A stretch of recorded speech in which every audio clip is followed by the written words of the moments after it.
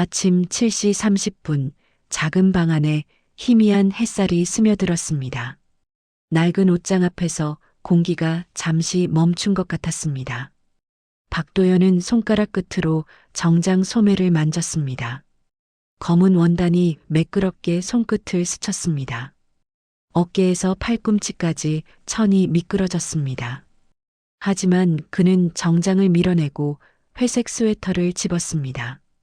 수십 년간 기업들을 사냥해온 그였지만 오늘은 달랐습니다. 거친 털실이 손바닥에 걸렸습니다. 소매 끝이 약간 늘어나 있었습니다. 목 부분에서 실밥이 살짝 튀어나와 있었습니다. 있는 그대로 보자. 옷장 문이 삐걱거리며 닫혔습니다. 복도로 나서자 부엌에서 찬바람이 밀려왔습니다. 딸 소연이 토스트를 굽고 있었습니다. 그녀의 어깨가 작게 떨렸습니다. 손목이 몇 번 멈췄다가 다시 움직였습니다. 미용실 일로 바쁜 와중에도 아버지를 챙기는 모습이었습니다. 버터 냄새가 코끝을 스쳤습니다. 가스레인지 위에서 파란 불꽃이 흔들렸습니다. 아빠, 정말 그 옷 입고 가실 거예요? 소연의 목소리가 부엌 벽에 부딪혔습니다. 도연은 찻잔을 들어 입술에 댔습니다. 미지근한 물이 입안을 적셨습니다. 목구멍으로 넘어가며 따뜻함이 가슴까지 내려갔습니다. 차가운 도자기가 손바닥을 식혔습니다. 오늘 진짜 얼굴을 보게 될 거야. 괜찮다.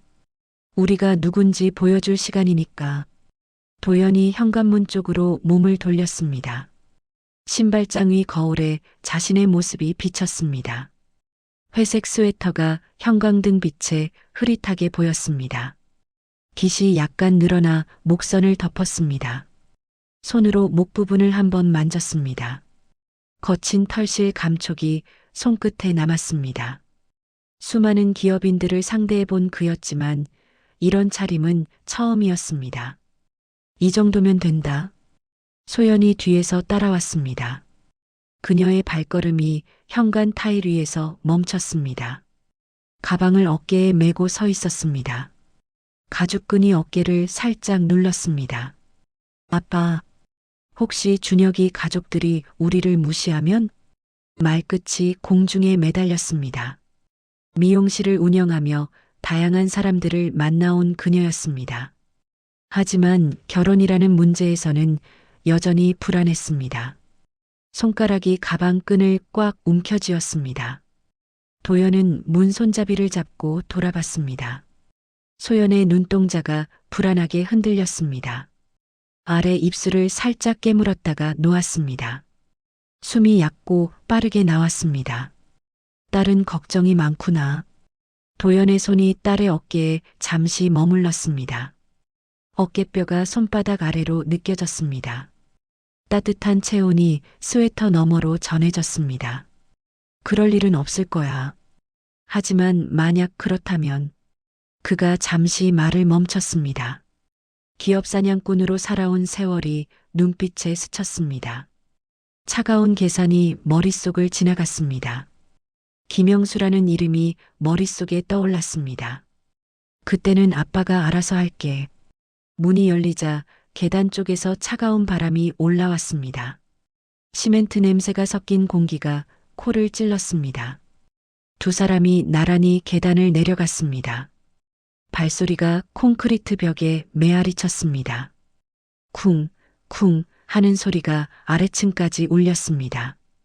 아래층에서 누군가 문을 열고 닫는 소리가 들렸습니다. 라디오에서 나오는 뉴스 소리가 희미하게 들렸습니다. 도연의 오른손이 주머니 안에서 지갑을 확인했습니다.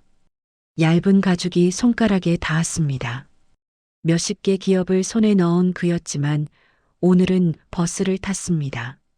상대방이 어떤 사람인지 확인하는 날이야. 건물 밖으로 나서자 오전 공기가 뺨을 스쳤습니다. 차가운 바람이 스웨터 안으로 스며들었습니다. 길 건너편 정류장에 사람들이 몇 명 서 있었습니다. 노란 표지판이 바람에 살짝 흔들렸습니다. 버스 번호가 햇빛에 반사되어 번쩍였습니다. 소연이 아버지의 팔짱을 끼며 걸음을 맞췄습니다. 그녀의 손이 차갑고 떨렸습니다. 혈관이 뛰는 게 팔을 통해 전해졌습니다. 미용실 운영으로 단련된 그녀였지만 긴장하고 있었습니다. 오늘이 중요한 날이구나. 신호등이 빨간색에서 초록색으로 바뀌었습니다. 건널목에서 삑삑 소리가 울렸습니다. 정류장으로 건너는 동안 발밑에서 아스팔트 냄새가 올라왔습니다. 차들이 지나가며 바람을 일으켰습니다. 배기가스 냄새가 코를 찔렀습니다. 머리카락이 이마에 붙었다가 떨어졌습니다. 도연이 정류장 기둥 옆에 섰습니다. 금속 기둥이 차갑게 느껴졌습니다. 시계를 보니 8시 20분이었습니다. 충분한 시간이 있었습니다. 김영수라는 사람이 어떤지 오늘 알게 되겠지.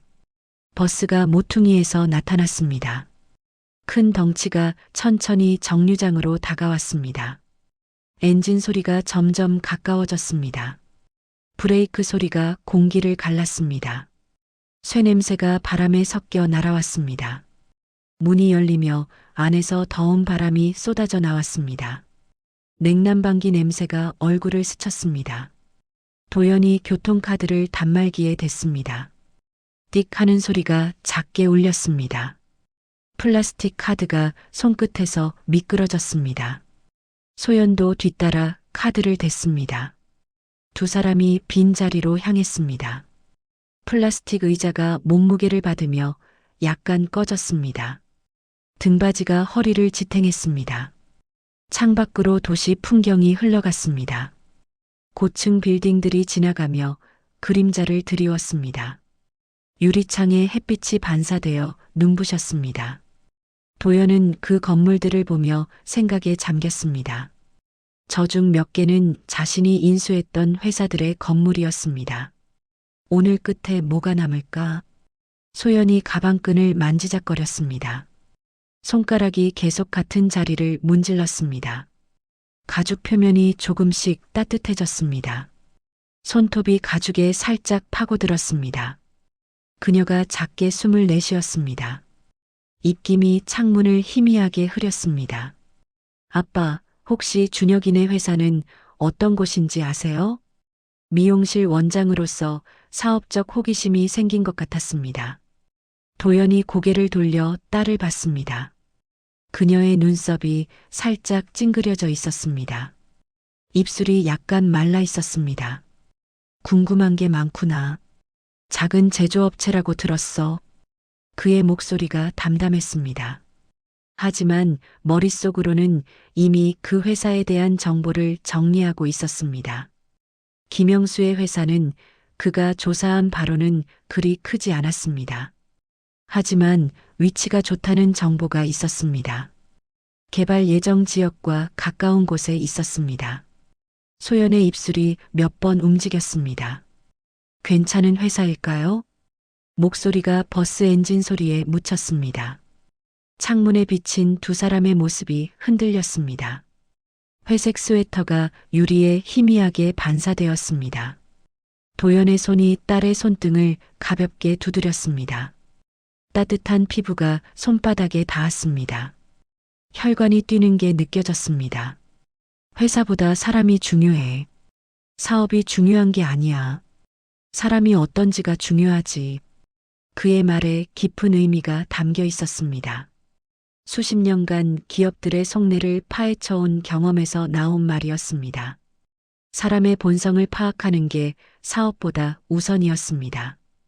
김영수 가족이 어떤 사람들인지 오늘 확인할 예정이었습니다.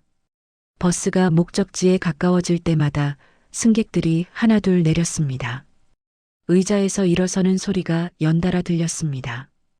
발걸음이 통로를 따라 앞으로 향했습니다. 고무바닥이 발바닥에 푹신하게 눌렸습니다. 도연이 창밖을 보니 익숙한 건물들이 보였습니다. 고급 레스토랑이 즐비한 동네였습니다. 네온 사인이 아직 꺼져 있었습니다. 유리창마다 고급스러운 인테리어가 보였습니다. 다음 정류장이야. 그가 일어서며 손잡이를 잡았습니다.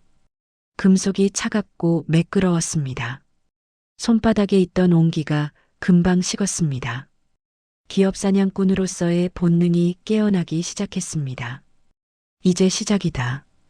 버스가 멈추자 문이 쉬익하고 열렸습니다. 두 사람이 버스에서 내렸습니다. 발이 인도에 닿자 딱딱한 보도블록이 느껴졌습니다. 도연이 딸의 어깨에 손을 올렸습니다. 준비됐지? 목소리가 낮고 차분했습니다. 하지만 그 안에는 기업 사냥꾼만의 냉정함이 숨어 있었습니다. 소연이 고개를 끄덕였습니다. 미용실 원장으로서 사람들을 상대해 본 경험이 있었습니다. 하지만 오늘은 다른 의미의 만남이었습니다. 아빠가 계시니까 괜찮을 거야. 두 사람이 레스토랑을 향해 걸었습니다. 도연의 회색 스웨터가 햇빛에 낡아 보였습니다. 하지만 그의 걸음은 확신에 차 있었습니다. 오늘 상견례는 단순한 만남이 아니었습니다. 사람을 가려내는 시험이었습니다. 김영수 가족이 어떤 반응을 보일지 이미 예상하고 있었습니다. 진짜 모습을 보게 될 거야. 오후 12시 레스토랑 입구에 검은 세단이 미끄러지듯 멈췄습니다. 엔진 소리가 묵직하게 울리다가 조용해졌습니다.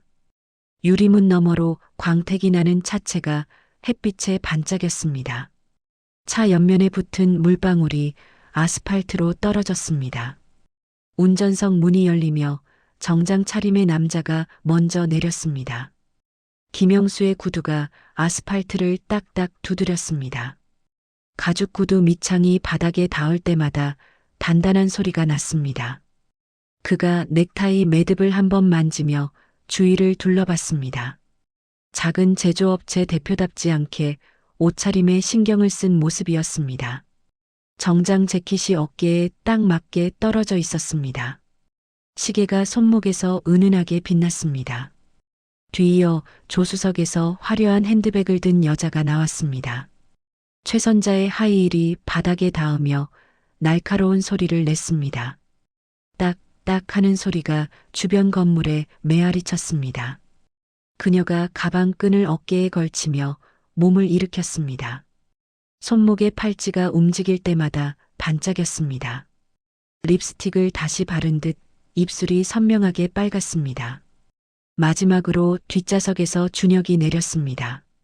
그의 손이 차문을 닫으며 둔탁한 소리가 났습니다. 넥타이 매듭을 한번 만지고 재킷 앞을 가다듬었습니다. 아버지 회사에서 일을 배우는 입장이라 긴장한 듯 했습니다. 셔츠 소매가 재킷에서 정확히 1cm 나와 있었습니다. 늦지 않았나? 레스토랑 입구로 향하는 동안 세 사람의 발걸음이 맞춰졌습니다. 자동문이 감지되어 조용히 열렸습니다. 냉방 바람이 얼굴을 스쳤습니다. 차가운 공기가 뺨을 식혔습니다. 샹들리에에서 나온 불빛이 대리석 바닥에 반사되었습니다. 수많은 작은 빛들이 바닥에서 춤추듯 움직였습니다. 직원이 90도로 인사하며 다가왔습니다. 어떻게 도와드릴까요? 목소리가 훈련된 듯 매끄러웠습니다. 유니폼이 깔끔하게 다려져 있었습니다. 최선자가 주변을 훑어보며 고개를 끄덕였습니다. 크리스털 장식들이 조명을 받아 반짝였습니다. 테이블 위 하얀 식탁보가 주름 하나 없이 펼쳐져 있었습니다. 이런 곳에서 상견례를 한다는 게 자랑스러워 보였습니다. 가방 끈을 손가락으로 만지며 만족스러운 표정을 지었습니다. 분위기는 괜찮네. 김영수 고객님 예약입니다. 김영수가 명함을 꺼내며 말했습니다. 종이가 바스락거리는 소리가 작게 났습니다. 직원이 예약 명단을 확인했습니다. 네, 확인됐습니다. 이쪽으로 안내해 드리겠습니다. 예약석으로 안내받는 동안 발걸음이 두꺼운 카펫을 눌렀습니다. 발이 푹신하게 가라앉으며 소리가 거의 나지 않았습니다. 테이블 위에 하얀 식탁보가 깔려 있었습니다. 은색 수저가 줄지어 놓여져 있었습니다. 포크와 나이프가 빛을 받아 차갑게 빛났습니다. 물잔이 투명하게 반짝였습니다. 김영수가 시계를 보며 의자를 당겼습니다. 가죽 의자가 바닥에서 스르륵 미끄러졌습니다. 작은 제조업체지만 체면은 지키려는 모습이었습니다. 등받이에 기대자 의자가 몸을 감쌌습니다. 5분 정도 일찍 왔네. 준혁이 부모 맞은편에 앉으며 주위를 둘러봤습니다. 다른 테이블의 손님들이 조용히 대화하고 있었습니다. 포크가 접시에 닿는 소리가 은은하게 들렸습니다. 웃음소리가 가끔 들려왔습니다. 그가 물잔을 들어 한 모금 마셨습니다. 차가운 물이 목구멍을 타고 내려갔습니다. 얼음이 잔 안에서 딸그락 소리를 냈습니다. 최선자가 핸드백을 정리하며 거울을 꺼냈습니다. 립스틱을 다시 한번 확인했습니다. 거울에 비친 자신의 모습에 만족하는 듯 했습니다. 머리카락을 손가락으로 살짝 정리했습니다. 완벽해. 문 쪽에서 발걸음 소리가 들렸습니다. 입구 쪽을 바라보니 두 사람이 들어오고 있었습니다. 박도현과 소연이었습니다. 회색 스웨터가 샹들리어 불빛 아래 흐릿하게 보였습니다. 낡은 천이 조명을 받아도 광택이 나지 않았습니다. 소매 끝이 약간 늘어나 있는 게 눈에 띄었습니다. 최선자의 눈동자가 순간 멈췄습니다. 시선이 도연의 옷차림을 위에서 아래로 천천히 훑쳤습니다. 눈썹이 미세하게 찌푸려졌습니다. 입술 끝이 살짝 내려앉았습니다. 미용실 원장인 소연의 단정한 모습과는 대조적이었습니다. 저게 뭐야? 소연이 아버지 뒤에서 작게 인사했습니다. 허리를 숙이며 정중하게 고개를 끄덕였습니다. 그녀의 원피스가 걸음에 맞춰 살랑거렸습니다. 미용실 원장답게 세련된 스타일이었습니다. 머리가 깔끔하게 정리되어 있었습니다. 메이크업도 자연스럽지만 완벽했습니다. 도연이 테이블에 다가와 허리를 숙였습니다. 늦어서 죄송합니다. 목소리가 차분하고 낮았습니다. 김영수가 일어서며 손을 내밀었습니다. 아닙니다. 우리도 막 도착했어요. 악수하는 동안 두 사람의 손이 맞닿았습니다. 도연의 손이 거칠고 따뜻했습니다. 김영수의 손은 부드럽지만 차가웠습니다. 최선자의 시선이 계속 도연에게 머물렀습니다. 그녀의 입술이 살짝 굳어졌습니다. 소연의 미용실이 꽤 크다는 얘기를 들었는데 아버지는 왜 저런 모습인지 이해할 수 없었습니다. 손가락이 핸드백 끈을 꽉 움켜쥐었습니다. 대체 어떻게 온 거야? 자리에 앉자 공기가 묵직해졌습니다. 의자가 삐걱거리며 무게를 받았습니다. 테이블 위 촛불이 미세하게 흔들렸습니다. 준혁이 물잔을 들어 입에 댔습니다. 찬물이 목구멍으로 넘어가는 소리가 작게 들렸습니다. 얼음이 녹아 물방울이 잔 밖으로 흘렀습니다. 소연이 무릎 위에 손을 얌전히 모았습니다. 손가락들이 서로 꽉 맞잡혀 있었습니다. 미용실 운영으로 단련된 그녀였지만 여전히 긴장했습니다. 손바닥이 축축하게 땀이 났습니다. 어색하다. 최선자가 가방에서 핸드폰을 꺼냈습니다. 화면이 파랗게 빛나며 얼굴을 비췄습니다. 시간을 한번 확인하고 다시 가방에 넣었습니다. 가죽 가방이 손바닥에서 매끄럽게 미끄러졌습니다.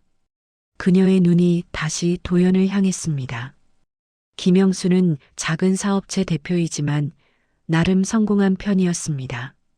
상대방도 그 정도는 될 거라 생각했는데 회색 스웨터가 형광등 빛에 더욱 낡아 보였습니다. 뭔가 이상해. 김영수가 어색한 미소를 지으며 입을 열었습니다. 날씨가 참 좋네요. 목소리가 약간 떨렸습니다. 창밖으로 햇빛이 밝게 내리쬐고 있었습니다. 나뭇잎이 바람에 살랑거렸습니다. 도연이 고개를 끄덕였습니다. 네, 상견례하기 좋은 날씨입니다.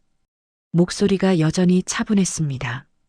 하지만 최선자의 시선을 의식하고 있었습니다. 기업 사냥꾼으로서 사람의 표정을 읽는데 능숙했습니다. 준혁이 넥타이를 살짝 당기며 말했습니다. 교통은 괜찮으셨죠?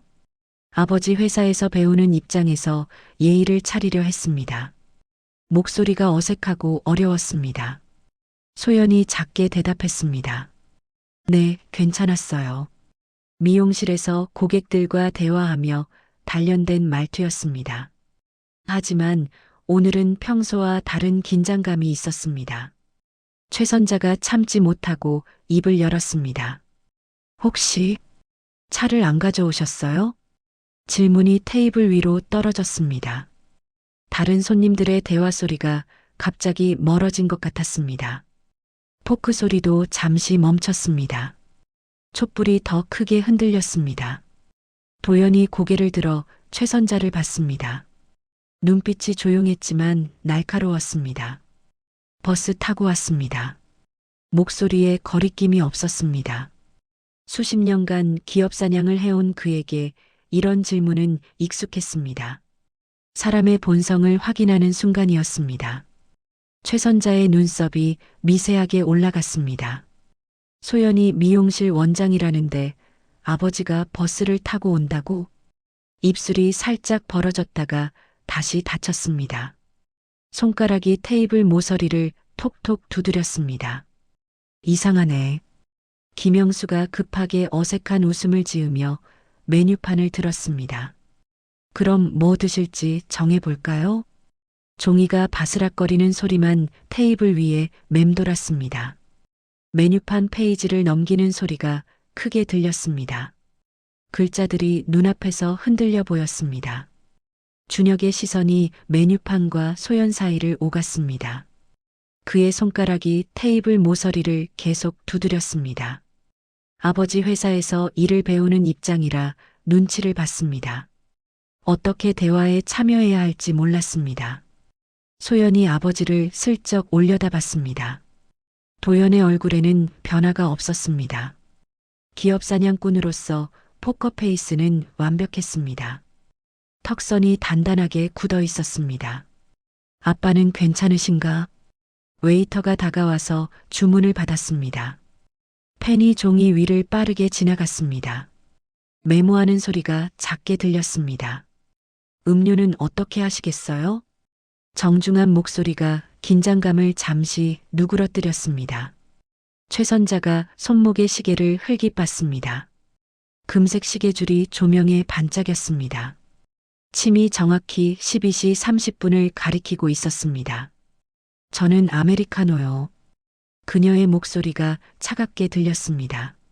소연의 미용실 얘기는 들었지만 뭔가 이상했습니다. 강남에서 미용실을 운영한다면 그 정도 수입은 있을 텐데 왜 아버지가 버스를 타고 오는지 이해할 수 없었습니다. 뭔가 숨기는 게 있나? 주문이 끝나자 다시 침묵이 흘렀습니다. 에어컨 바람이 천장에서 조용히 내려왔습니다. 차가운 공기가 목덜미를 스쳤습니다. 최선자가 핸드백 끈을 만지작거렸습니다. 가죽 표면이 손가락 아래에서 매끄럽게 미끄러졌습니다. 그녀의 시선이 소연에게 향했습니다. 미용실 원장이지만 가정환경은 확인해 봐야 했습니다. 특히 오늘 본 아버지의 모습이 영 마음에 들지 않았습니다. 입술이 한쪽으로 살짝 올라갔습니다. 정말 이상한 집안이네. 음식이 나오자 테이블 위가 분주해졌습니다. 하얀 접시들이 차례로 놓였습니다. 웨이터의 손이 접시를 조심스럽게 내려놓았습니다. 스테이크에서 올라오는 김이 공기 중에 퍼졌습니다. 고기 굽는 냄새가 코끝을 자극했습니다. 파스타에서는 올리브 오일과 마늘 향이 났습니다. 샐러드 위에 뿌려진 드레싱이 상큼한 냄새를 풍겼습니다. 김영수가 포크를 들며 입을 열었습니다. 그럼 이제 본격적인 얘기를 해볼까요? 목소리가 사업적으로 바뀌었습니다. 작은 제조업체지만 대표로서의 면모를 보이려는 듯 했습니다. 어깨를 곧게 펴고 앞으로 몸을 기울였습니다. 최선자가 냅킨을 무릎에 올리며 고개를 끄덕였습니다. 당연히 그래야죠. 하얀 천이 무릎 위에서 펼쳐졌습니다. 그녀의 시선이 소연에게 향했습니다. 미용실 원장이지만 결혼에서는 조건이 중요했습니다. 강남에서 미용실을 운영한다면 그 정도 능력은 있을 거라 생각했습니다. 하지만 아버지의 모습이 영 마음에 들지 않았습니다. 조건을 따져봐야지. 도연이 포크로 고기를 자르고 있었습니다. 칼날이 접시를 살짝 긁는 소리가 났습니다. 그는 조용히 상황을 지켜보며 김영수 가족의 본성을 파악하고 있었습니다. 기업 사냥꾼으로서 사람을 읽는 능력이 뛰어났습니다. 최선자의 표정과 말투에서 그녀의 성격이 드러나고 있었습니다. 김영수도 마찬가지였습니다. 작은 사업체 대표지만 허세가 있었습니다. 소연의 손이 물잔을 들었다가 다시 내려놓았습니다. 찬 유리가 손바닥에 잠시 닿았습니다. 미용실에서 고객들을 상대해 본 경험이 있었지만 이런 분위기는 처음이었습니다. 뭔가 사업적인 협상 같은 느낌이었습니다. 준혁이 목을 가볍게 가다듬었습니다. 넥타이가 목을 조이는 것 같았습니다. 손가락으로 칼날을 살짝 당겼습니다. 아버지 회사에서 일을 배우는 입장에서 어떻게 대화에 참여해야 할지 몰랐습니다. 어머니의 눈치를 보며 조용히 앉아 있었습니다. 어떻게 시작하지? 최선자가 핸드폰을 꺼내 메모를 확인했습니다. 화면이 파란 빛으로 얼굴을 비쳤습니다. 미리 적어온 듯한 목록이 보였습니다. 손가락으로 화면을 위아래로 훑쳤습니다. 일단 예단부터 얘기해 볼까요? 말과 함께 분위기가 차가워졌습니다. 다른 테이블의 웃음소리가 갑자기 멀게 들렸습니다. 김영수가 어색하게 웃으며 거들었습니다. 아, 그런 건 나중에. 아니에요. 미리 정해둬야죠. 최선자의 목소리가 단호했습니다. 소연이 미용실 원장이니까 그 정도 능력은 될 것 같았습니다. 강남에서 헤어샵을 운영한다는 건 수입이 괜찮다는 의미였습니다. 하지만 아버지가 버스를 타고 온 건 여전히 이해할 수 없었습니다. 지금 안 하면 나중에 더 곤란해. 도연의 손이 포크를 내려놓았습니다. 금속이 접시에 닿으며 작은 소리가 났습니다. 그의 시선이 최선자에게 향했습니다. 눈빛이 조용했지만 날카로웠습니다. 기업 인수 협상에서 쌓인 경험이 스며 나왔습니다. 상대방이 어떤 사람인지 파악하는 중이었습니다. 소연이 아버지를 올려다봤습니다. 미용실 운영 경험으로 사람을 보는 눈이 생겼지만 아버지는 다른 차원이었습니다. 포커페이스가 완벽해서 무슨 생각을 하는지 알 수 없었습니다. 하지만 뭔가 달라진 분위기를 감지했습니다. 아빠가 뭐라고 하실까? 예단이 얼마나 필요하다고 생각하세요? 최선자의 질문이 테이블 위에 떨어졌습니다. 다른 테이블에서 들려오던 웃음소리가 멀게 느껴졌습니다. 촛불이 미세하게 흔들렸습니다. 도연이 잠시 침묵했습니다. 공기가 무거워져 내려앉는 것 같았습니다. 수십 개 기업을 인수하며 들어본 수많은 조건들이 떠올랐습니다. 하지만 결혼을 사업처럼 접근하는 건 처음이었습니다. 돈으로 시작하는 결혼인가요? 그의 목소리가 낮고 차분했습니다. 하지만 그 안에 기업 사냥꾼으로서의 날카로움이 숨어 있었습니다. 최선자의 눈썹이 치솟았습니다. 무슨 말씀이세요? 당연히 예의죠. 그녀의 목소리에 날이 섰습니다. 소연이 미용실 원장인데 그 정도 능력은 있어야 하는 게 당연했습니다. 강남에서 사업한다면 예단 정도는 문제 없을 거라 생각했습니다. 김영수가 중간에 끼어들려고 했습니다. 그게 아니라 박 사장님. 사장님이라고요? 최선자가 김영수를 쳐다봤습니다. 시선에 의아함이 담겼습니다. 남편이 왜 상대방을 사장님이라고 부르는지 몰랐습니다. 소연의 아버지가 뭔가 사업을 하는 건가? 그렇다면 왜 버스를 타고 왔을까? 준혁이 젓가락질을 멈추고 아버지를 봤습니다. 아버지가 왜 박도연을 사장님이라고 부르는지 몰랐습니다. 소연의 아버지는 그냥 평범한 사람인 줄 알았는데 뭔가 이상한 느낌이 들었습니다. 뭔가 이상한데? 도연이 물잔을 들어 한 모금 마셨습니다. 찬물이 입안을 적시고 목구멍으로 넘어갔습니다. 시원함이 가슴까지 내려갔습니다. 얼음이 잔 안에서 부딪히며 소리를 냈습니다.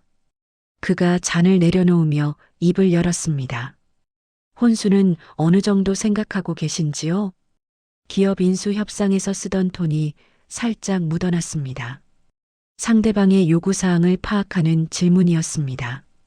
이제 본색이 나오겠군. 최선자의 얼굴이 환해졌습니다. 드디어 제대로 된 대화가 시작된다고 생각했습니다.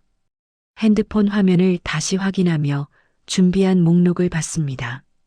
당연히 신혼집은 준비해 주셔야죠. 말이 빨라지기 시작했습니다. 강남에 미용실 있으시니까 그 정도는 가능하시죠? 그녀가 손가락으로 테이블에 숫자를 그리기 시작했습니다. 소연의 미용실 규모로 봐서는 충분히 가능할 거라고 생각했습니다. 최소 몇 억 정도는 있을 거라 계산했습니다. 기본이 이 정도야. 소연의 얼굴이 점점 굳어졌습니다. 미용실 운영으로 재정 관리에 밝은 그녀였지만 이런 요구는 부담스러웠습니다. 미용실이 잘 되긴 하지만 그 정도까지는 아니었습니다. 아버지의 표정을 보며 가슴이 답답해졌습니다. 숨이 자꾸 얇아지는 것 같았습니다. 포크를 든 손이 미세하게 떨렸습니다. 도연의 시선이 준혁에게 향했습니다. 본인 의견은 어떤가요? 목소리가 차갑게 식어 있었습니다. 기업 사냥꾼으로서 상대방의 약점을 파고드는 질문이었습니다. 젊은 남자가 어떤 반응을 보일지 궁금했습니다. 준혁이 당황하며 시선을 피했습니다. 포크를 든 손이 공중에서 멈췄습니다. 그건 어머니가 더 잘 아시니까. 그의 목소리가 점점 작아졌습니다. 아버지 회사에서 일을 배우는 입장이라 아직 결정권이 없었습니다. 어머니의 눈치를 보며 고개만 끄덕였습니다. 왜 나한테 물어봐? 최선자가 만족스럽게 고개를 끄덕였습니다. 준혁이가 다 맡겨둔다고 하네요. 그녀의 시선이 다시 소연에게 향했습니다. 미용실이 강남에 있으시니까 수입이 괜찮으시죠? 질문 뒤에 품평하는 시선이 따라왔습니다. 소연이 작게 대답했습니다. 열심히 하고 있습니다. 미용실 원장으로서 자신감을 보였지만 내심 부담스러웠습니다. 최선자가 기대하는 만큼의 수입은 아니었습니다. 열심히 하는 정도가 아니라 최선자의 목소리에 확신이 섞였습니다. 강남에서 미용실 하시면 월 수입이 얼마 정도 되세요? 직접적인 질문이 테이블 위로 떨어졌습니다. 소연의 얼굴이 붉어졌습니다. 개인적인 수입을 물어보는 게 당황스러웠습니다. 미용실이 잘 되긴 하지만 그렇게 많지는 않았습니다. 그건 말을 제대로 하지 못했습니다. 역시 강남 미용실이면 괜찮을 거야. 최선자가 계산기를 꺼내며 말했습니다. 대략적으로라도 알아야 조건을 맞출 수 있잖아요. 숫자를 입력하며 중얼거렸습니다. 신혼집이랑 예단이랑 합치면 키패드 누르는 소리가 테이블 위에서 딸깍거렸습니다. 화면에 숫자들이 나타났습니다. 분위기가 더욱 차가워졌습니다. 도연의 손이 주먹을 쥐었다가 폈습니다. 혈관이 손등 위로 불뚝 튀어나왔습니다. 그가 천천히 숨을 내쉬었습니다. 공기가 코끝에서 빠져나갔습니다. 기업 사냥꾼으로서의 본능이 깨어나기 시작했습니다. 김영수의 작은 제조업체에 대한 정보가 더 필요했습니다. 참을 만큼 참았다.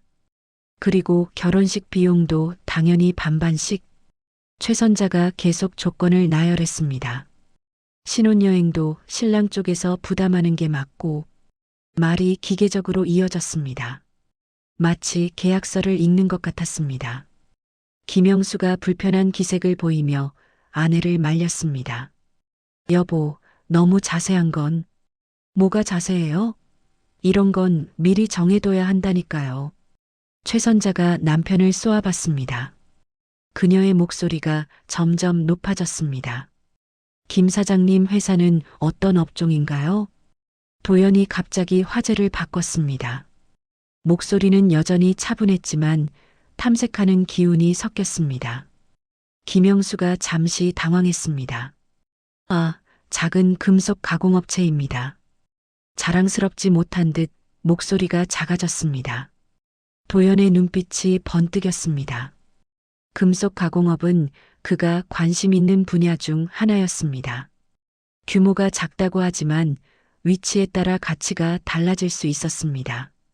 흥미로운데 최선자가 화제가 바뀐 것에 불만을 표했습니다. 사업 얘기는 나중에 하시고 우선 조건부터. 그녀가 다시 계산기를 보며 말을 이었습니다. 하지만 분위기는 이미 완전히 바뀌어 있었습니다. 도연의 시선이 차갑게 식어 있었습니다. 결혼이 아니라 거래구나. 시계 바늘이 오후 1시 30분을 가리켰습니다. 레스토랑 안 웅성거림이 점심시간 절정에 달했습니다. 다른 테이블에서 포크가 접시에 닿는 소리가 들렸습니다. 웃음소리가 여기저기서 터져나왔습니다. 하지만 이쪽 테이블만은 공기가 차갑게 굳어 있었습니다. 도연의 숟가락이 접시 위에서 멈춰 있었습니다. 스테이크가 반쯤 남은 채 식어가고 있었습니다. 고기에서 올라오던 김이 이제 사라졌습니다. 기름기가 접시에서 하얗게 굳기 시작했습니다. 최선자의 목소리가 계속 이어졌습니다. 그리고 결혼식 비용도 어느 정도 분담해야. 계산기를 두드리는 소리가 딸깍거렸습니다. 숫자들이 화면에 차갑게 떠올랐습니다. 그녀의 손가락이 계속 버튼을 눌렸습니다. 말이 갑자기 끊어졌습니다. 도연이 숟가락을 접시에 내려놓았기 때문이었습니다. 금속이 도자기에 닿으며 또렷한 소리가 났습니다. 칼 하는 소리가 테이블 위로 퍼졌습니다. 기업 사냥꾼으로서 결정을 내릴 때가 왔다는 신호였습니다. 이제 그만이다. 테이블 위 공기가 순간 얼어붙었습니다. 다른 손님들의 대화 소리만 주변에서 맴돌았습니다. 웨이터가 지나가며 쟁반을 든 소리가 들렸습니다. 멀리서 주방의 소음이 희미하게 들렸습니다. 하지만 이 테이블만은 정적에 쌓였습니다. 도연이 냅킨으로 입술을 닦았습니다. 하얀 천이 입가를 부드럽게 스쳤습니다. 천 위에 미세한 기름기가 묻어났습니다. 그가 냅킨을 테이블 위에 가지런히 놓았습니다. 수십 년간 기업 협상에서 보여온 정중하지만 단호한 제스처였습니다. 소연의 시선이 아버지에게 고정되었습니다. 미용실 운영으로 다양한 상황을 겪어본 그녀였지만 아버지의 이런 모습은 처음이었습니다. 어깨가 평소보다 곧게 펴져 있었습니다. 턱선이 단단하게 굳어 보였습니다. 뭔가 달라졌어. 도연이 천천히 고개를 들었습니다. 최선자와 김영수의 얼굴을 차례로 봤습니다. 그의 시선이 준혁에게도 머물렀습니다. 준혁은 여전히 시선을 피하고 있었습니다. 그의 손가락이 젓가락을 만지작거렸습니다. 손끝이 떨려서 젓가락이 미세하게 움직였습니다. 공기가 무겁게 가라앉았습니다. 기업 인수 결정을 내릴 때와 같은 분위기였습니다. 상대방을 완전히 파악한 후에 냉정한 판단. 말해야 할 때가 왔다. 최선자가 계산기 화면을 보며 중얼거렸습니다. 대략 이 정도면 되겠네요. 숫자를 확인하며 만족스러운 표정을 지었습니다. 김영수가 불편한 기색으로 아내를 봤습니다. 여보, 너무 구체적으로. 뭐가 구체적이에요? 이런 건 명확해야 한다니까요. 그녀의 목소리가 더욱 확신에 차 있었습니다. 도연이 입을 열었습니다. 이 결혼 여기까지 하겠습니다. 목소리가 테이블 위를 가로질렀습니다. 차분하지만 단호했습니다. 기업 사냥꾼으로서 쌓인 협상력이 묻어났습니다. 한 번 내린 결정은 번복하지 않는다는 의지가 담겨 있었습니다. 최선자의 포크가 공중에서 멈췄습니다. 입이 벌어진 채 굳어졌습니다. 계산기가 손에서 미끄러져 떨어질 뻔했습니다. 김영수의 눈이 동그랗게 커졌습니다. 물잔을 든 손이 공중에서 멈춰 있었습니다. 준혁이 처음으로 도연을 똑바로 봤습니다. 작은 제조업체 대표인 아버지도 이런 상황은 예상 못했습니다. 젓가락이 손에서 떨어져 접시에 부딪혔습니다. 뭐라고? 소연이 작게 숨을 들이쉬었습니다. 가슴이 빠르게 오르락 내리락 했습니다. 아버지의 옆얼굴이 평소보다 굳어 보였습니다. 미용실에서 어려운 고객들을 상대할 때의 모습과 비슷했습니다. 하지만 오늘은 그보다 더 단단해 보였습니다. 턱선이 더욱 각져 있었습니다. 최선자가 입을 벌렸다가 다시 닫았습니다. 지금 뭐라고 하신 거예요? 목소리가 떨렸습니다. 소연의 미용실 때문에 조건이 나쁘지 않다고 생각했는데 강남에서 헤어샵을 운영하니까 그 정도는 가능할 거라 계산했는데 갑자기 결혼을 거부한다는 게 이해가 안 됐습니다. 도연이 자리에서 일어섰습니다. 의자가 뒤로 밀리며 바닥에 작은 소리를 냈습니다. 카펫이 의자 다리에 눌려 자국을 남겼습니다. 그의 키가 테이블 위로 그림자를 드리웠습니다. 샹들리에 빛이 그의 어깨를 비쳤습니다. 다른 손님들의 시선이 슬쩍 이쪽으로 향했습니다. 기업 임원들과 협상할 때 보여주던 위압감이 느껴졌습니다. 소연도 따라서 일어났습니다. 그녀의 다리가 살짝 떨렸습니다. 미용실 운영으로 단련된 그녀였지만 이런 상황은 처음이었습니다. 하지만 아버지를 믿었습니다. 가방을 어깨에 매며 자리를 정리했습니다. 아빠가 결정하신 거야. 김영수가 황급히 일어서며 손을 내밀었습니다. 잠깐, 박 사장님, 오해가 있는 것 같은데. 목소리에 당황함이 섞였습니다. 작은 제조업체 대표로서 이런 상황은 곤란했습니다. 상견례가 결렬되면 체면에 금이 갔습니다. 손이 허공에서 맴돌았습니다. 도연이 고개를 저었습니다. 오해가 아닙니다.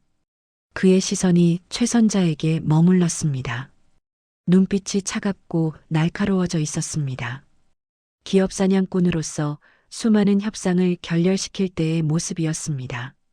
돈으로 사람을 재단하는 집안에 딸을 보낼 수 없습니다.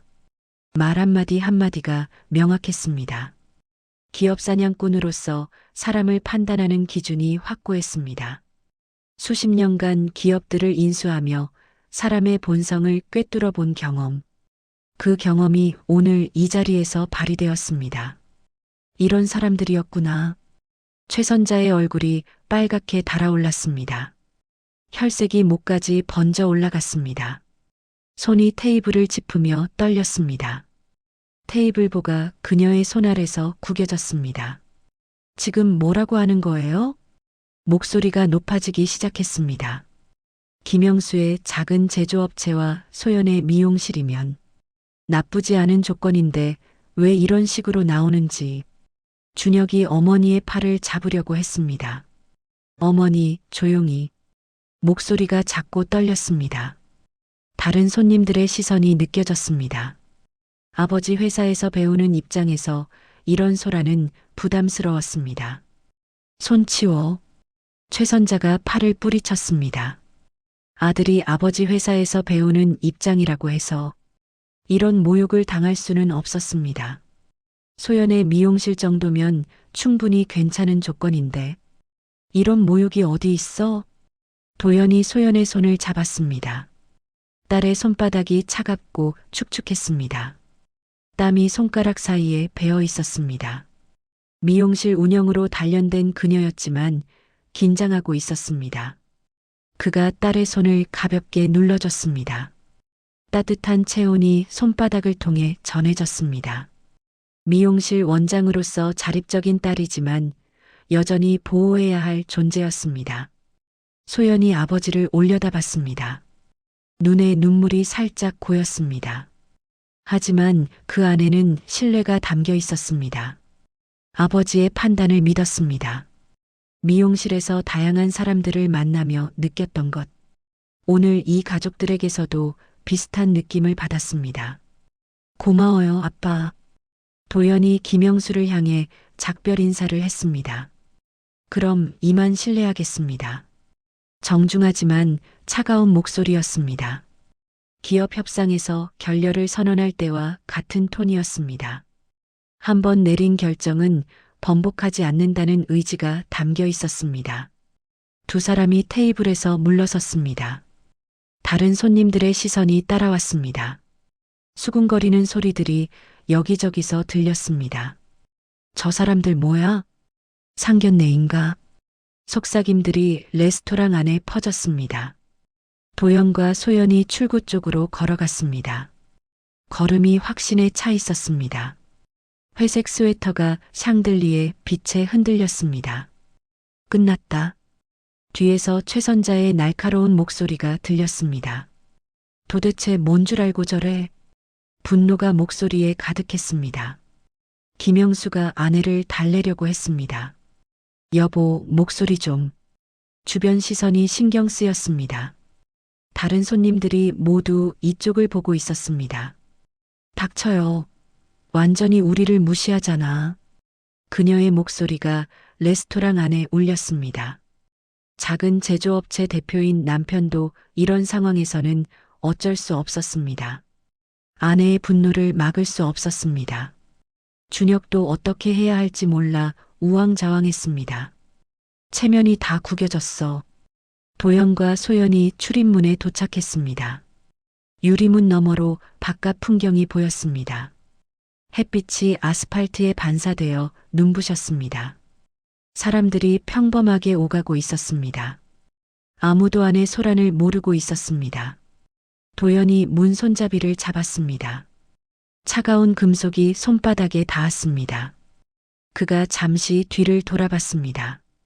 테이블에서는 여전히 소란이 계속되고 있었습니다. 기업 사냥꾼으로서 사람을 보는 눈이 틀리지 않았습니다. 김영수 가족의 본성이 완전히 드러났습니다. 이런 사람들이었어. 문이 열리며 두 사람이 밖으로 나갔습니다. 도연의 머릿속에서는 이미 다음 계획이 세워지고 있었습니다. 김영수의 금속 가공업체에 대한 정확한 조사가 필요했습니다. 오늘 확인한 그들의 본성에 대한 대가를 치르게 할 시간이었습니다. 기업 사냥꾼으로서의 본능이 완전히 깨어났습니다. 이제 다른 방법을 써야겠어. 계산대 앞 오후 2시의 햇살이 유리창을 통해 들어왔습니다. 따뜻한 빛이 대리석 바닥에 네모난 무늬를 그렸습니다. 하지만 그 빛마저 차갑게 느껴지는 순간이었습니다. 도연이 지갑을 꺼내 카드를 빼고 있었습니다. 가죽 지갑이 손 안에서 부드럽게 열렸습니다. 카드가 지갑에서 미끄러져 나왔습니다. 기업 사냥꾼으로서 늘 여유 있게 계산을 처리하는 습관이었습니다. 하지만 오늘은 다른 의미의 계산이 끝난 날이었습니다. 계산원이 영수증을 확인하며 금액을 말했습니다. 12만 3천 원입니다. 목소리가 정중하고 차분했습니다. 하지만 뒤에서 들려오는 소란 때문에 어색해 보였습니다. 도연이 카드를 단말기에 넣으려는 순간이었습니다. 비싸긴 하지만 마지막이니까. 뒤에서 급한 발걸음 소리가 들렸습니다. 하이힐이 대리석 바닥을 찍으며 다가왔습니다. 딱, 딱, 딱 하는 소리가 점점 빨라졌습니다. 최선자의 숨소리가 거칠어져 있었습니다. 분노가 목구멍에서 끓어오르고 있었습니다. 가슴이 빠르게 오르락 내리락 했습니다. 손에 든 핸드백이 흔들렸습니다. 소연의 미용실 조건을 생각하면 나쁘지 않은 혼담이었는데 강남에서 헤어샵을 운영한다는 건 그 정도 능력은 된다는 의미였는데 갑자기 결혼을 거부당했습니다. 김영수와 준혁이 뒤따라왔습니다. 그들의 얼굴에 당황함이 가득했습니다. 김영수의 이마에 식은땀이 맺혔습니다. 준혁은 넥타이를 느슨하게 풀며 따라왔습니다. 작은 제조업체 대표로서 이런 상황은 처음이었습니다. 다른 손님들의 시선이 느껴졌습니다. 어떻게 해야 하지? 도연이 카드를 건네려는 순간이었습니다. 최선자의 목소리가 뒤에서 폭발했습니다.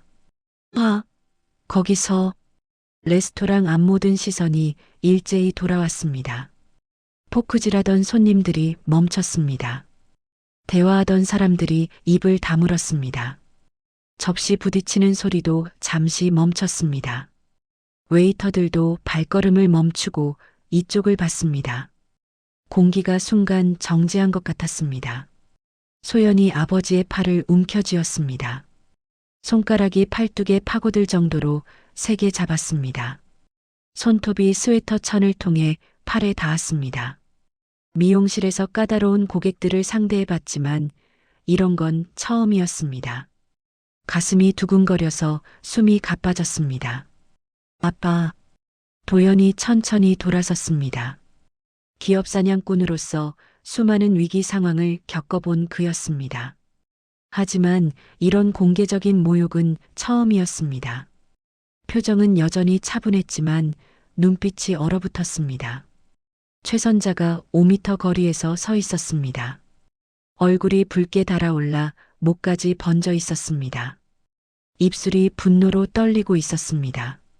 손이 주먹을 쥐었다가 폈다가 반복했습니다. 가슴이 격하게 오르락 내리락 했습니다. 분노가 온몸에서 뿜어져 나오고 있었습니다. 완전히 화가 나 있어. 형편도 안 되면서 왜 잘난 척이야? 그녀의 목소리가 레스토랑 전체에 울렸습니다. 천장이 높아서 메아리가 더욱 크게 들렸습니다. 다른 손님들이 수군거리기 시작했습니다. 저 사람들 뭐야? 완전 싸우는 거네.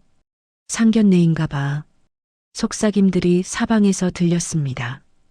계산원이 어색하게 미소 지으며 기다렸습니다. 이런 상황은 처음 겪어보는 일이었습니다. 손에 든 영수증이 떨렸습니다. 난처하다. 김영수가 아내에게 다가가려 했습니다. 여보, 그만해. 사람들이 다 봐. 목소리가 떨렸습니다. 주변 시선이 따가웠습니다. 다른 손님들이 스마트폰을 꺼내는 것도 보였습니다. 보면 어때? 다 들으라고 하는 말이야. 최선자가 김영수의 손을 거칠게 뿌리쳤습니다. 남편의 팔이 뒤로 밀려났습니다. 그녀의 시선이 도연에게 고정되어 있었습니다. 눈에서 도끼가 뿜어져 나왔습니다. 입꼬리가 비틀어져 있었습니다. 소연이 미용실 원장인데 아버지가 왜 저런 식으로 나오는지, 저런 놈이 어딨어? 소연이 앞으로 한 걸음 나섰습니다. 목소리가 떨렸지만 분명했습니다. 죄송하지만 너무하신 것 같은데요. 미용실 운영으로 단련된 당당함이 묻어났습니다.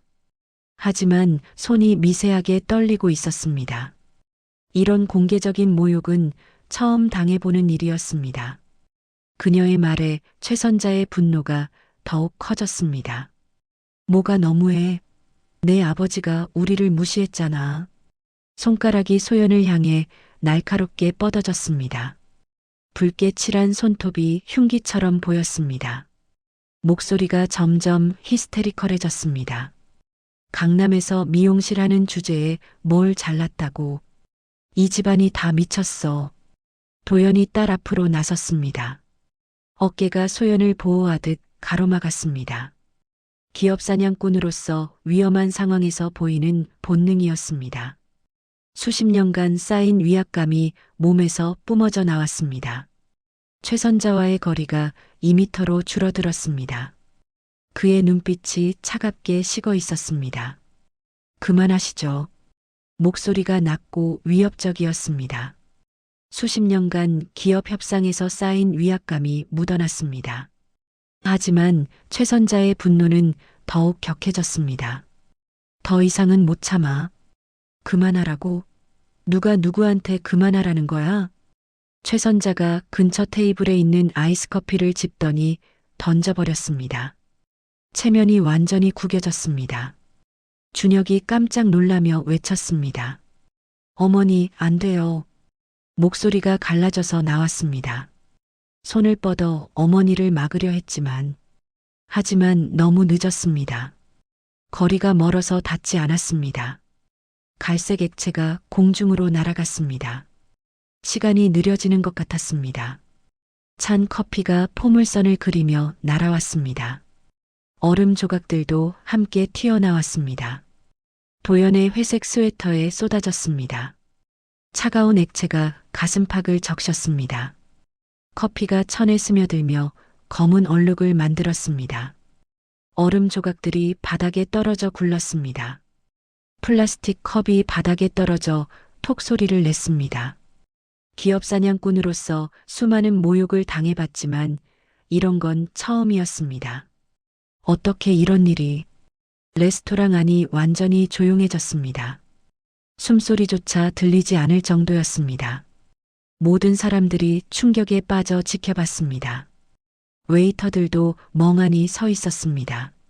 스마트폰으로 동영상을 찍는 사람들도 있었습니다.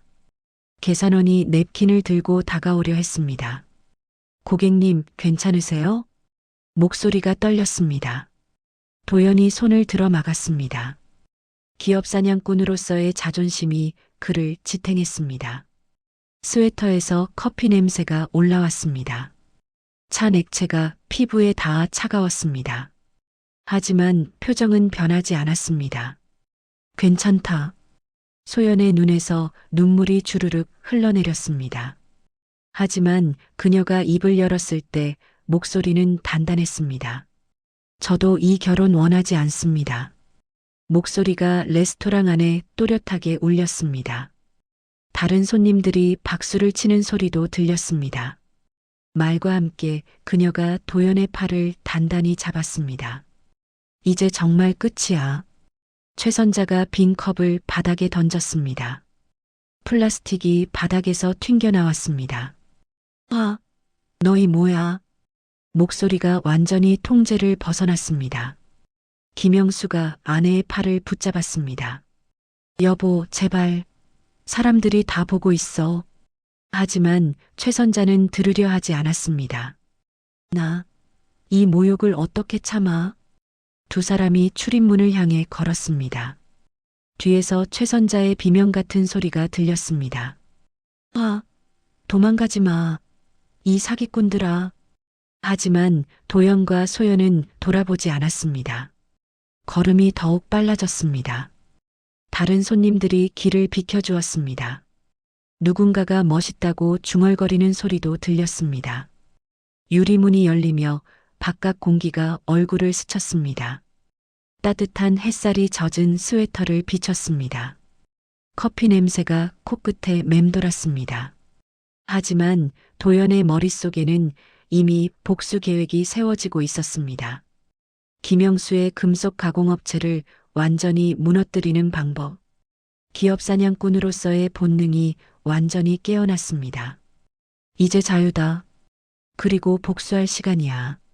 레스토랑 안에서는 여전히 소란이 계속되었습니다. 최선자의 울음 섞인 비명 소리가 들렸습니다. 김영수가 아내를 달래느라 진땀을 흘렸습니다. 준혁은 어떻게 해야 할지 몰라 우왕좌왕했습니다. 하지만 이미 모든 것이 끝났습니다. 상견례는 완전한 파국으로 끝났습니다. 그리고 진짜 전쟁이 시작될 예정이었습니다. 저녁 7시 작은 방 안에 노란 전등불이 켜졌습니다. 벽시계가 째깍거리는 소리만 정적을 깼습니다. 책상 위에 놓인 휴대폰이 조용히 진동했습니다. 도연이 샤워를 마치고 수건으로 머리를 말리고 있었습니다. 물방울이 어깨에서 바닥으로 떨어졌습니다. 거울에 비친 얼굴이 평상시보다 어두워 보였습니다. 턱선이 단단하게 굳어 있었습니다. 회색 스웨터는 세탁기 안에서 돌아가고 있었습니다. 커피 얼룩이 완전히 사라질지 의문이었습니다. 물소리가 벽을 통해 희미하게 들렸습니다. 그가 휴대폰을 집어들었습니다.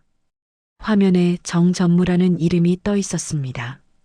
기업 사냥꾼으로서 가장 믿을 만한 조사팀 책임자였습니다. 수십 개 기업을 함께 사냥해온 동료였습니다. 때가 됐나?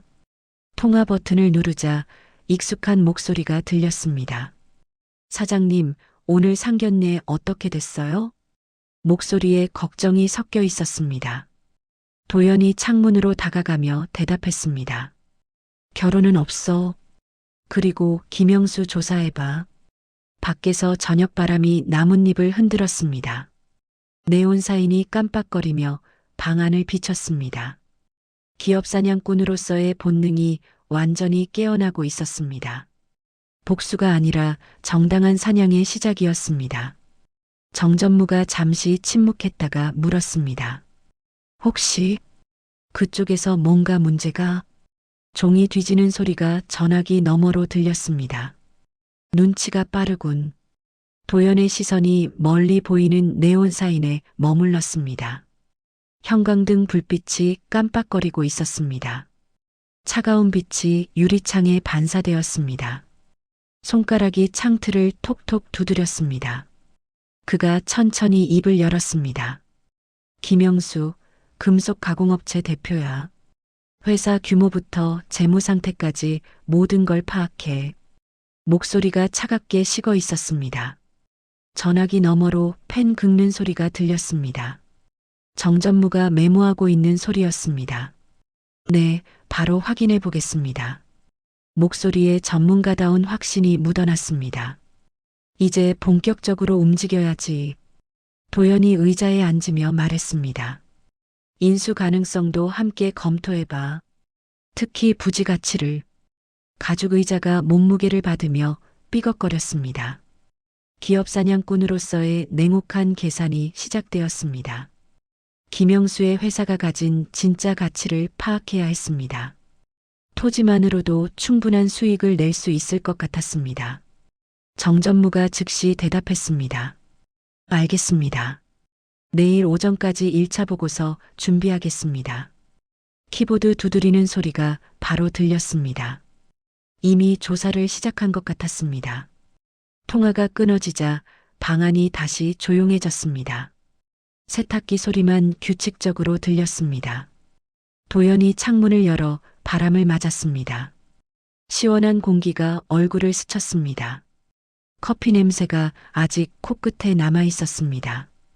기업 사냥꾼으로서 새로운 먹잇감을 찾은 기분이었습니다. 이제 시작이다.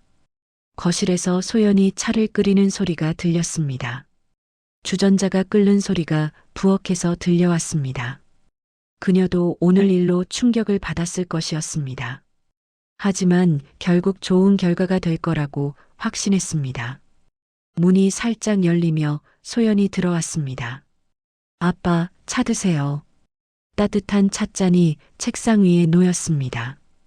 김이 올라오며 달콤한 향이 퍼졌습니다. 그녀의 얼굴에 걱정이 어려 있었습니다. 미용실에서 고객들을 상대하며 단련된 그녀였지만 오늘 같은 일은 처음이었습니다. 괜찮아? 도연의 목소리가 부드러워졌습니다. 딸 앞에서는 여전히 자상한 아버지였습니다. 소연이 작게 고개를 끄덕였습니다. 네, 오히려 다행이에요. 목소리에 안도감이 묻어났습니다. 그런 가족과는 인연이 없는 게 맞아요. 다음 날 오전 10시 사무실에 전화벨이 울렸습니다. 정전무가 서류 뭉치를 들고 도연의 방으로 들어왔습니다. 종이들이 바스락거리는 소리가 났습니다. A사 용지가 두껍게 묶여 있었습니다. 그의 얼굴에 놀라움과 흥분이 교차했습니다. 사장님, 정말 흥미로운 정보를 찾았습니다. 목소리가 흥분으로 떨렸습니다. 책상에 서류를 펼치는 소리가 들렸습니다. 뭘 찾아낸 거지? 도연이 커피잔을 내려놓으며 물었습니다. 따뜻한 도자기가 책상에 닿으며 작은 소리를 냈습니다. 어떤 게 나왔나? 정전무가 서류를 책상에 펼쳤습니다.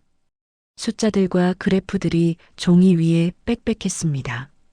빨간 펜으로 표시된 부분들이 눈에 띄었습니다. 형광펜으로 중요 부분이 강조되어 있었습니다. 김영수 씨 회사 겉보기보다 훨씬 취약합니다. 그의 손가락이 특정 숫자를 가리켰습니다. 부채 비율이 위험 수준에 근접해 있었습니다. 역시 눈이 틀리지 않았어.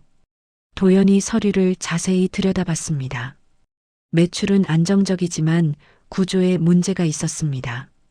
대출이 여러 군데에 얽혀 복잡했습니다. 현금 흐름도 원활하지 않았습니다. 무엇보다 거래처 의존도가 높았습니다. 정전무가 다른 종이를 꺼냈습니다. 더 중요한 건 이겁니다. 종이에 거래처 목록이 상세히 적혀 있었습니다. 놀랍게도 그중 절반이 도연과 관련된 회사들이었습니다. 이건 예상 못했는데 도연의 눈이 목록을 따라 내려갔습니다. 직접 소유한 회사도 있었고 영향력을 행사할 수 있는 회사들도 있었습니다. 김영수의 운명이 사실상 자신의 손안에 있었습니다. 정전무가 설명을 이어갔습니다. 이 거래처들이 계약을 중단하면 말을 끝까지 하지 않았지만 결과는 뻔했습니다. 연쇄 반응으로 회사가 무너질 수밖에 없었습니다. 카드 한 장이 무너지면 전체가 무너지지. 도연이 자리에서 일어나 창문으로 갔습니다. 아래로 보이는 거리가 평소와 같았습니다. 사람들이 바쁘게 오가고 있었습니다. 자동차들이 신호를 기다리며 멈춰 있었습니다. 아무도 한 사업가의 위기를 알지 못했습니다. 하지만 곧 모든 것이 바뀔 예정이었습니다. 그가 뒤돌아서며 말했습니다. 오늘부터 김영수와 관련된 모든 거래 재검토에. 목소리가 차갑게 식어 있었습니다. 기업 사냥꾼으로서의 본성이 완전히 드러났습니다. 정전무가 고개를 끄덕였습니다. 어떤 명분으로 진행할까요? 안전성 재검토라고 해. 급할 건 없어. 도연의 입꼬리가 살짝 올라갔습니다. 천천히 하되 확실하게. 문이 닫히자 도연이 혼자 중얼거렸습니다. 커피를 끼얹은 대가를 치러야지. 오후 3시 김영수의 사무실에 첫 번째 전화가 걸려왔습니다. 김 사장님, 죄송합니다만 다음 달 계약은. 목소리가 어색하고 공손했습니다. 김영수가 펜을 떨어뜨렸습니다. 볼펜이 책상에서 바닥으로 굴렀습니다. 무슨 소리예요? 이미 약속한 건데? 당황함이 목구멍에서 터져 나왔습니다. 작은 제조업체로서 거래처 하나하나가 중요했습니다. 갑자기 왜 이래? 상대방이 망설이며 대답했습니다. 회사 방침이 바뀌어서요. 정말 죄송합니다. 일방적으로 통화가 끊어졌습니다. 김영수가 휴대폰을 내려다보며 당황했습니다. 화면이 검은색으로 변해 있었습니다. 손에서 식은땀이 흘렀습니다. 심장이 빠르게 뛰기 시작했습니다. 뭔가 이상해. 1시간 후 또 다른 전화가 걸려왔습니다. 이번에는 두 번째 거래처였습니다. 김 사장님, 계약 조건을 재검토해야겠습니다. 비슷한 내용이었습니다. 김영수의 얼굴이 점점 하얗게 변했습니다. 이마에 식은땀이 맺히기 시작했습니다. 우연의 일치치고는 너무 의심스러웠습니다. 무언가가 뒤에서 움직이고 있었습니다. 저녁 시간이 되자 세 번째 전화가 왔습니다. 이번에는 주거래 은행이었습니다. 김 사장님, 대출 조건을 재심사해야 할 것 같습니다. 차가운 목소리였습니다. 김영수가 의자에 주저앉았습니다. 가죽 의자가 삐걱거렸습니다. 이제 상황이 심각하다는 걸 깨달았습니다. 누군가가 의도적으로 자신을 겨냥하고 있었습니다. 완전히 포위당했어. 집으로 돌아가는 길, 김영수의 걸음이 무거웠습니다. 가로등이 어둠 속에서 외롭게 빛났습니다. 발걸음 소리만 적막한 거리에 울렸습니다. 하루 종일 받은 전화들이 머릿속에서 맴돌았습니다. 우연이라고 하기에는 너무 의심스러웠습니다. 누군가가 자신을 노리고 있었습니다. 문득 어제 상견례가 떠올랐습니다. 회색 스웨터를 입고 버스를 타고 온 남자. 박도연이라는 이름이 머릿속을 스쳤습니다. 설마 그 사람이? 하지만 아직은 확신할 수 없었습니다. 단순한 우연일 수도 있었습니다. 집에 도착해서 인터넷 검색을 해보기로 했습니다. 박도연이 정말 누구인지 확인해 봐야 했습니다. 내일이 더 걱정되네. 한 주가 지난 월요일 오전, 김영수의 사무실이 어수선했습니다. 서류들이 책상 위에 무질서하게 쌓여 있었습니다. A사 용지들이 바닥에도 흩어져 있었습니다. 전화기가 쉴 새 없이 울렸다가 끊어졌습니다. 김영수의 얼굴이 일주일 사이에 10년 늙어 보였습니다. 눈 밑에 검은 그림자가 짙게 내려앉아 있었습니다. 수염이 며칠째 자라지 않았습니다. 손이 떨리며 커피잔을 들었다가 내려놓았습니다. 액체가 찰랑거리며 컵 가장자리에 튀었습니다. 갈색 얼룩이 하얀 셔츠에 번졌습니다. 도대체 뭐가 문제야? 비서가 문을 두드리고 들어왔습니다. 얼굴이 창백했습니다. 손에 든 서류가 미세하게 떨렸습니다. 사장님, 건설에서도 계약 취소한다고. 목소리가 점점 작아졌습니다. 김영수가 주먹으로 책상을 쳤습니다. 우두둑 소리가 사무실에 울렸습니다. 서류들이 공중으로 날아올라 바닥으로 흩어졌습니다. 종이들이 나풀거리며 떨어졌습니다. 말이 되는 소리를 해. 왜 갑자기 다들 그래? 분노가 목구멍에서 터져나왔습니다. 혈관이 목에서 불뚝 튀어나왔습니다. 얼굴이 붉게 달아올랐습니다. 뭔가 조작된 것 같아. 비서가 떨어진 서류를 줍고 있었습니다. 구부린 허리가 계속 떨렸습니다. 종이를 집으려다가 또 떨어뜨렸습니다. 조심스럽게 입을 열었습니다.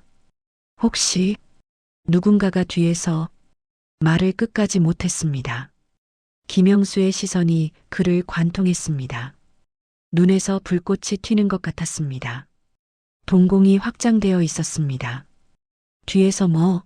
누가 뭘 할 수 있어? 하지만 그 순간 뭔가가 떠올랐습니다. 일주일 전 상견례 장면이 머릿속에 스쳐갔습니다. 회색 스웨터를 입고 버스를 타고 온 남자. 커피를 뒤집어 쓰고도 표정 하나 변하지 않던 모습. 박도연. 저녁 늦은 시간 김영수가 컴퓨터 앞에 앉았습니다. 모니터 화면이 파랗게 빛났습니다. 키보드를 두드리는 손가락이 떨렸습니다. 검색창에 박도연이라는 이름을 입력했습니다. 엔터키를 누르는 순간 심장이 빨리 뛰었습니다.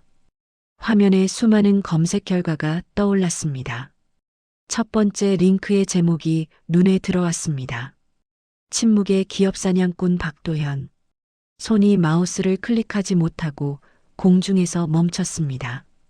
두 번째 제목이 더 충격적이었습니다. 조용한 포식자, 수십 개 기업 인수.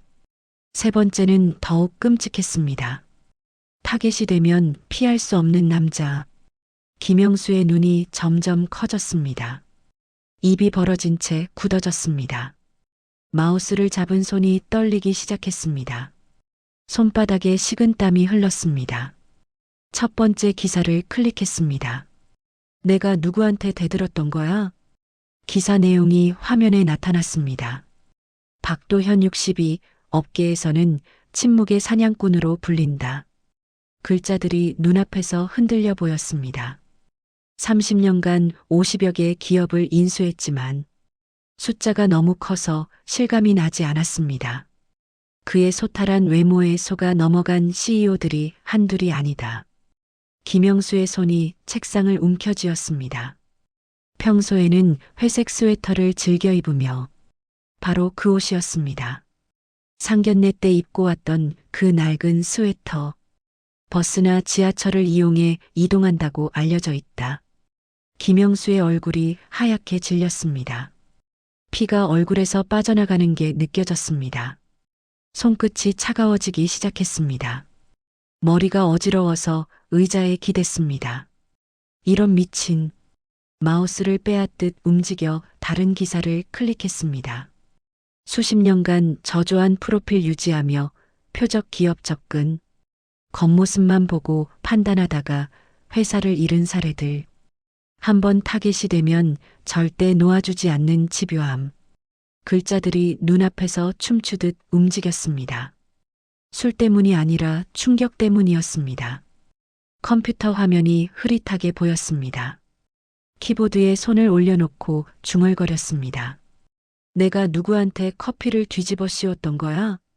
다른 기사를 더 찾아봤습니다. 박도연의 인수 방식에 대한 상세한 분석이 나왔습니다. 거래처부터 차단하여 현금 흐름을 막는다. 바로 지금 일어나고 있는 상황이었습니다. 금융권과의 관계도 동시에 차단한다.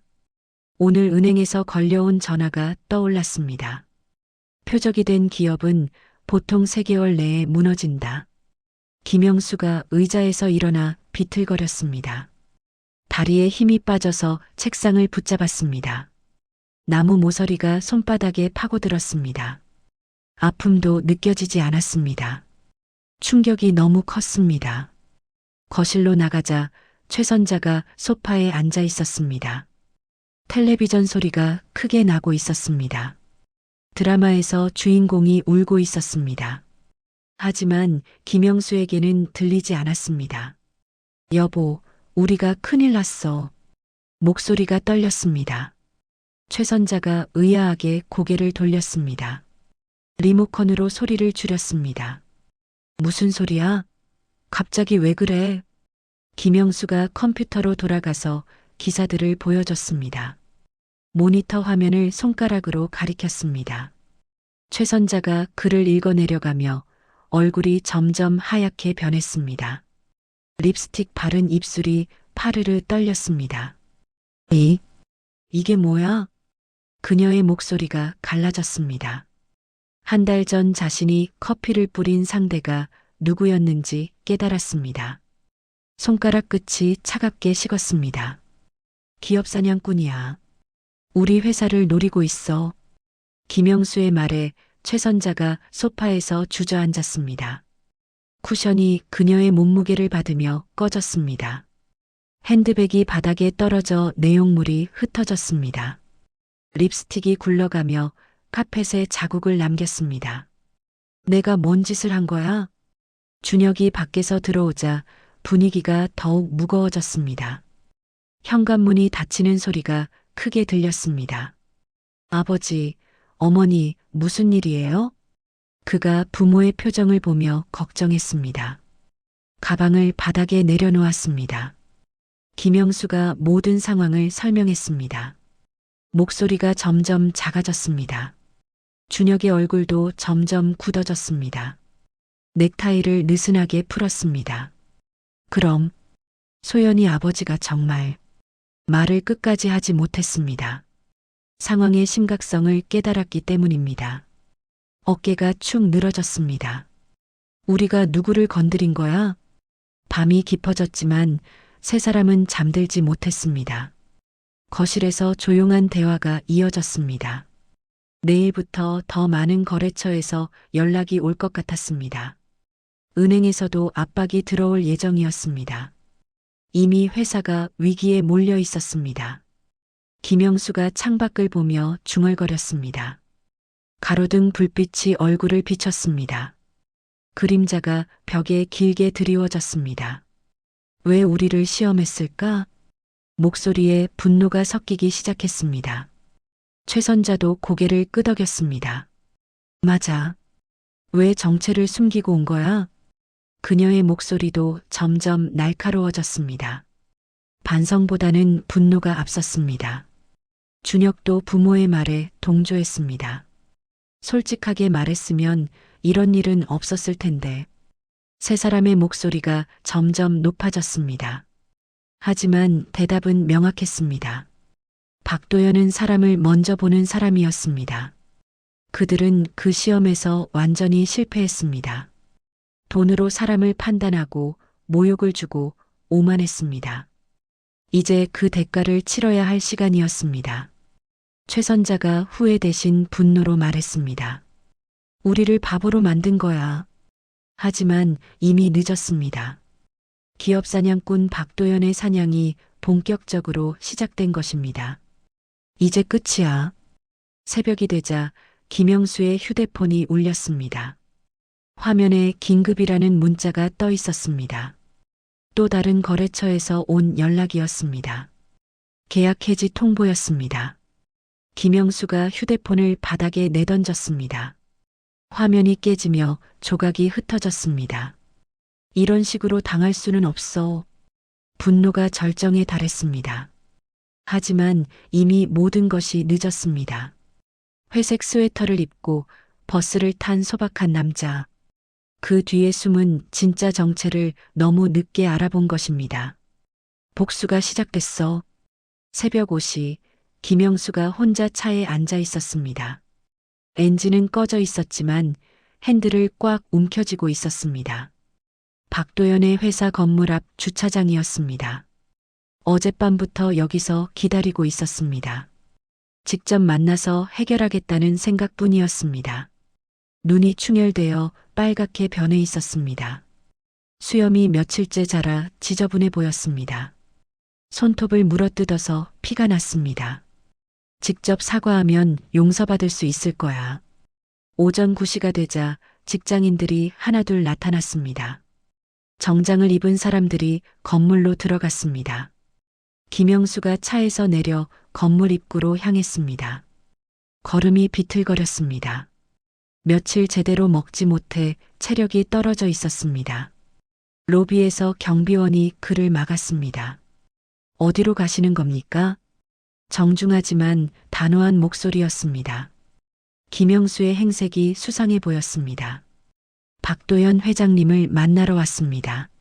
목소리가 떨렸습니다. 경비원이 전화를 걸어 확인했습니다. 잠시 후 고개를 저었습니다. 면회를 거절하셨습니다. 차가운 거절이었습니다. 김영수가 무릎을 꿇고 애원했습니다. 제발 한 번만 만나게 해주세요.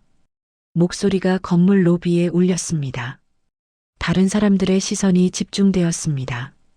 하지만 경비원은 흔들리지 않았습니다. 이미 지시를 받은 모양이야. 오후 2시 김영수의 사무실에 또 다른 악재가 터졌습니다. 주력 거래처 3곳이 동시에 계약 해지를 통보했습니다. 전화벨이 계속 울렸지만 모두 나쁜 소식뿐이었습니다. 김 사장님, 정말 죄송하지만 회사 방침상 어쩔 수 없이 다음 기회에 다시. 뻔한 거짓말들이 이어졌습니다. 김영수가 전화기를 벽에 던져버렸습니다. 플라스틱이 부서지며 바닥에 흩어졌습니다. 다 박도연 때문이야. 비서가 울먹이며 사직서를 내밀었습니다. 사장님, 정말 죄송합니다.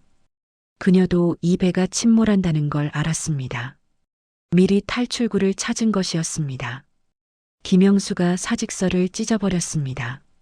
종이 조각들이 공중에 날렸습니다.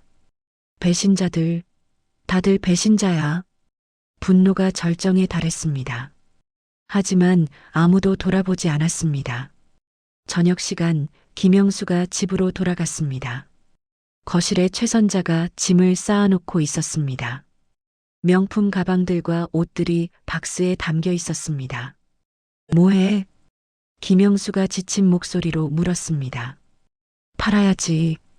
당장 현금이 필요하잖아.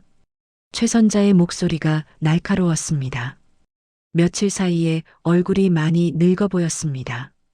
화장기 없는 얼굴에 주름이 깊게 패여 있었습니다. 이 모든 게 당신 때문이야. 그녀가 남편을 원망하며 말했습니다. 왜 그 사람들과 상견례를 했어? 책임을 남편에게 떠넘기고 있었습니다. 내가 뭘 잘못했다고? 김영수가 반박했습니다. 당신이 커피를 끼얹었잖아. 그러니까 왜 정체를 숨기고 온 거야? 최 선자가 소리쳤습니다. 두 사람이 서로를 탓하며 다퉜습니다. 아무도 자신의 잘못을 인정하지 않았습니다. 그때 준혁이 집에 들어왔습니다. 큰 가방을 들고 있었습니다. 어디가? 김영수가 물었습니다. 친구 집에서 당분간 있을 거예요. 준혁의 목소리가 차갑게 식어 있었습니다. 이런 상황에 아들이 도망가? 최선자가 소리쳤습니다. 제가 여기 있어봤자 달라질 게 있어요? 준혁이 냉정하게 반박했습니다. 전 소연이한테 다시 연락해 볼 거예요. 부모의 무능함에 실망한 것 같았습니다. 자신만이라도 살 길을 찾으려 했습니다. 가족까지 등을 돌리네. 한 달 후 김영수의 회사는 완전히 무너졌습니다. 모든 거래처가 떠났습니다. 은행에서 대출 회수를 요구했습니다. 직원들이 하나둘 떠나갔습니다. 공장 기계들이 압류되었습니다.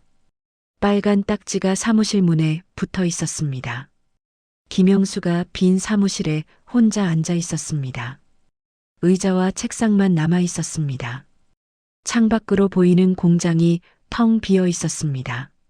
한때 자신의 자랑이었던 곳이었습니다. 이제 모든 것이 끝났습니다. 30년 인생이 한순간에 휴대폰이 울렸습니다. 부동산 중개업자였습니다. 김 사장님, 집 매물로 나온 거 맞죠? 차가운 현실이었습니다. 이제 살던 집마저 팔아야 했습니다. 빚을 갚기에도 부족할 것 같았습니다. 김영수가 전화를 받지 않고 끊어버렸습니다.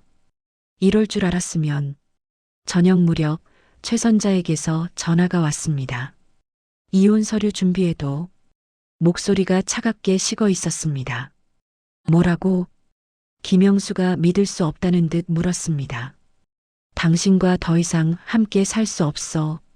최선자가 일방적으로 통보했습니다. 이 모든 게 당신 잘못이야. 30년 결혼 생활이 한순간에 끝나는 순간이었습니다.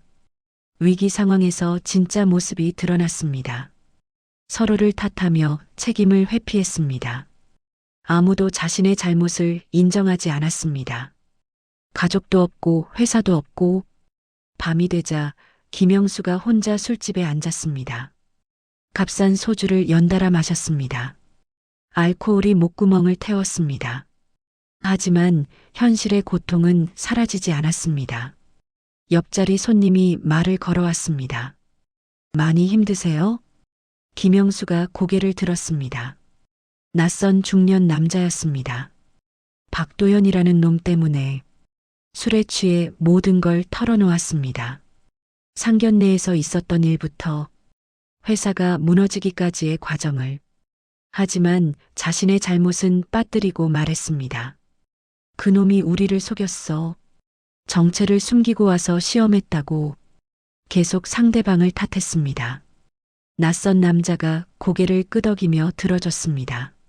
참 안 됐네요. 하지만 그의 눈빛은 차가웠습니다. 김영수의 일방적인 주장을 믿지 않는 것 같았습니다. 새벽 3시 김영수가 비틀거리며 집에 돌아왔습니다. 하지만 집에는 아무도 없었습니다. 최선자는 친정으로 돌아간 것 같았습니다. 준혁도 연락이 끊어진 상태였습니다. 텅 빈 집에 혼자 남겨졌습니다. 거울 앞에 선 자신의 모습이 초라했습니다. 며칠 전까지만 해도 작은 회사지만 대표였는데 이제는 빈털터리 신세가 되었습니다. 하지만 여전히 자신의 잘못을 인정하지 않았습니다. 모든 책임을 박도연에게 돌렸습니다. 언젠가 복수하고 말 거야. 하지만 그런 날은 오지 않을 것 같았습니다. 기업 사냥꾼 박도연의 완벽한 승리였습니다. 커피 한 잔의 대가가 이렇게 컸습니다. 사람을 돈으로 판단한 대가, 오만과 무례함의 결과, 모든 것을 잃고 나서야 깨달았지만 이미 늦었습니다. 끝이야. 정말 끝이야.